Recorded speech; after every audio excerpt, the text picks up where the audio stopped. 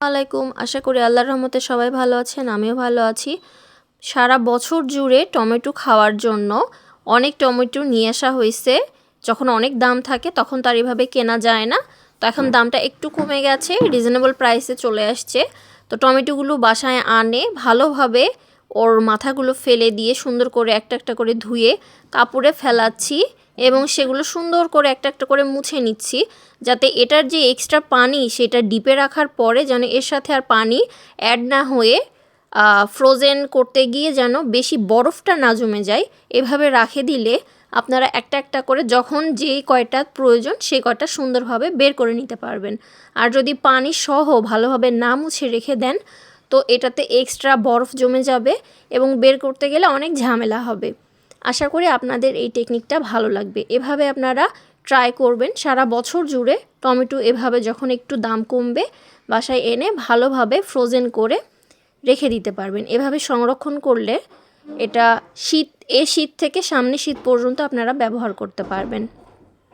এভাবে কিছু কিছু জিনিস আপনারা যদি রেখে দেন তাহলে আপনাদের কাজে আসবে। আর আমার বোন আমার জন্য সিরাম তৈরি করছে অতিরিক্ত হেয়ার ফল দূর করার জন্য।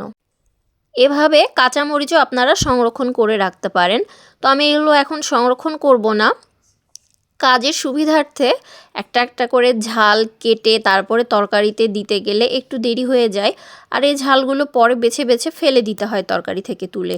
এই জন্য আমি বেশি করে ঝাল আনছি, বোটাগুলো ফেলে ভালোভাবে ধুয়ে নিয়ে এই ঝালগুলো পিষে রাখবো।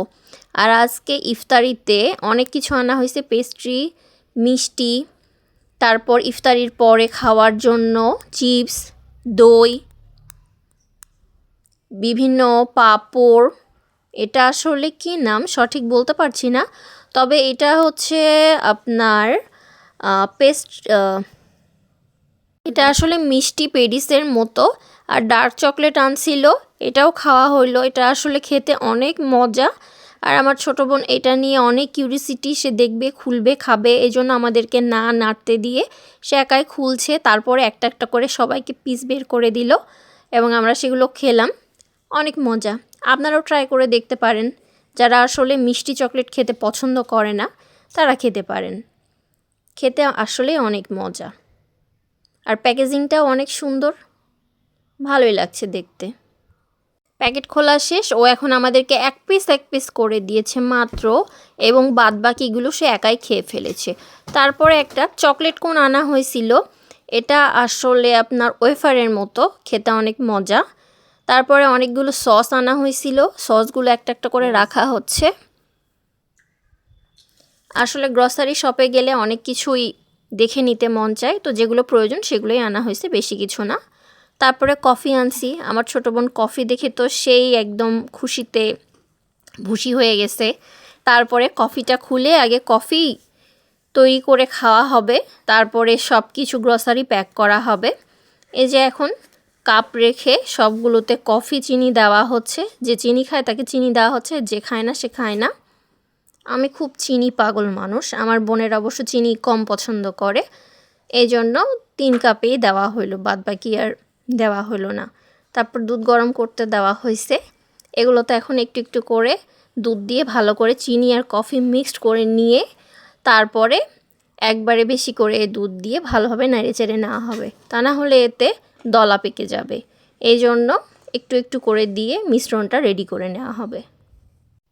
এই তো দুধ গরম হয়ে গেছে, এখন আমরা 3 বোন একটু দুষ্টামি করছি। তারপরে এখন একে একে প্রত্যেকটা কাপে একটু একটু করে দুধ ঢেলে দেওয়া হচ্ছে এবং এগুলো ভালোভাবে চিনি এবং কফি মিশিয়ে নেওয়া হচ্ছে। এগুলো ভালোভাবে মিশিয়ে নিয়ে আমরা এখন এই কফিটা আসলে অনেক দিন ধরে খুঁজছিলাম এবং কিছু কফিটা পেয়ে অনেক ভালো লাগলো। দোকানদার যখনই বের করে দিল তখনই কফিটা হাতে একদম ঢালা হয়ে গেছে, আর একবারও কিঞ্চিত পরিমাণও ভালোভাবে যে কফিটা নিব দিয়ে কফিগুলো এক্সপেন্সিভ, তো কি হয়েছে, শখের কাছে তো এক্সপেন্সিভ বলে কিছু নেই। এই যে এখন কাপগুলোতে চিনি এবং কফি ভালোভাবে ঘুটানাটা করে নিচ্ছি।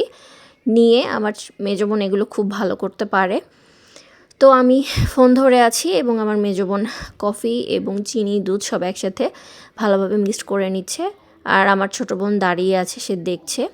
এখন এগুলো সবগুলো একসাথে রুমের মধ্যে নিয়ে আসবো। আমার মা রুমে একটু বিশ্রাম করছে রোজা শেষ করে। ইফতারি শেষ করে সে টিভি দেখছে, আর আমরা এগুলো সব রেডি করে নিয়ে যাচ্ছি। আপনাদের ইফতারির পর কেমন কাটে, আপনারা কি করেন অবশ্যই কমেন্টসে জানাবেন। আর আপনাদের রোজা কেমন কাটছে সেটাও অবশ্যই জানাবেন। কাদের কাদের চা কফি খেতে ভালো লাগে, আমরা তো চা কফি দুইটাই একদম খোর, আমাদের এগুলো না খেলে চলেই না, আমাদের চা কফি খুব ভালো লাগে। আপনাদের চা কফি ভালো লাগে না শুধু চা ভালো লাগে অবশ্যই জানাবেন। এই যে আমরা একে একে সবগুলো কাপ নিয়ে নিলাম, আর কফির কৌটোটা অনেক সুন্দর দেখতে, তো আমার মেজো বোন এটাই অনেক ভালোভাবে দেখছে। আরও কিছু শপিং করা হয়েছিল, যেমন ফুচকা আমাদের বাসার সবার অনেক পছন্দ, তো যেটা আপনার রেডিমেড পাওয়া যায় সেটা কিনে আনছি, বাসায় তৈরি করার তেমন সময় হয় না, তারপরে গুঁড়া দুধ কিনে আনা হয়েছে। এরপরে আবার কফি খাচ্ছি, একটু করে এগুলো বের করছি, গুছিয়ে রাখছি। কিছু ঝুড়ি কিনে আনা হয়েছে, বক্স আনছি, এগুলোতে ফ্রিজের মধ্যে ডিপের মধ্যে খাবার দাবার রান্না করে সুন্দর করে প্রিজার্ভ করে রাখা যায়, এতে একটার গন্ধ আর একটাতে যায় না। এগুলো সব পরিষ্কার করে রেখে দিব, যখন প্রয়োজন তখন এগুলো সব বের করে ব্যবহার করা যাবে। তারপরে মাথার প্যারাশুট তেল আনছিলাম, টিস্যু আনছিলাম, এগুলো সব সময় লাগে, আমাদের বাসায় মানুষ বেশি, এই জন্য 2টা তেলের বোতল আনছিলাম। ফানেল আনছি, এটা দিয়ে বোতলের মধ্যে দুধ বা তেল ঢালা সুন্দর হয়, ভালো হয়। তারপরে যে ডাল ঘুটনি আনছি, এই ঝুড়িগুলাতে ঘরের জিনিসপত্র যেখানে সেখানে পড়ে থাকে এগুলোতে আপনারা সুন্দরভাবে গুছিয়ে রাখতে পারবেন। সব জিনিসপত্র এলোমেলো হয়ে থাকলে সেগুলো আপনারা সব এখানে গুছিয়ে রাখতে পারবেন, একটার মধ্যে আপনারা সব কিছু পেয়ে যাবেন। তো আমার মা ছিটা রুটি খাবে, ছিটা পিঠা না ছিটা রুটি যাই হোক, আমি অত জানি না, সেটা বানাচ্ছে। আর এই যে আমার মায়ের জন্য কিছু 3 পিস আনা হয়েছে, এই 3 পিসটা কেমন লাগছে, রং কেমন দেখেন, আমার মার জন্য আনছি, আমার মার গাঢ় রং অনেক পছন্দ, সেই জন্য গাঢ় কালারের 3 পিস কিনে আনছি। আমার মা একটা একটা করে খুলে দেখছে, ডিজাইন কালার কেমন সেগুলো দেখছে। আপনারাও কমেন্টসে জানাবেন কেমন হয়েছে 3 পিসের কাপড়গুলো। আমার মায়ের খয়েরি, কালো, নীল এগুলো খুব বেশি পছন্দ। আর আমার বোন এখন একটা টোনার তৈরি করছে, সে মাথায় দিবে। আশা করি সকলের রোজা ভালো কাটছে। আল্লাহ হাফেজ।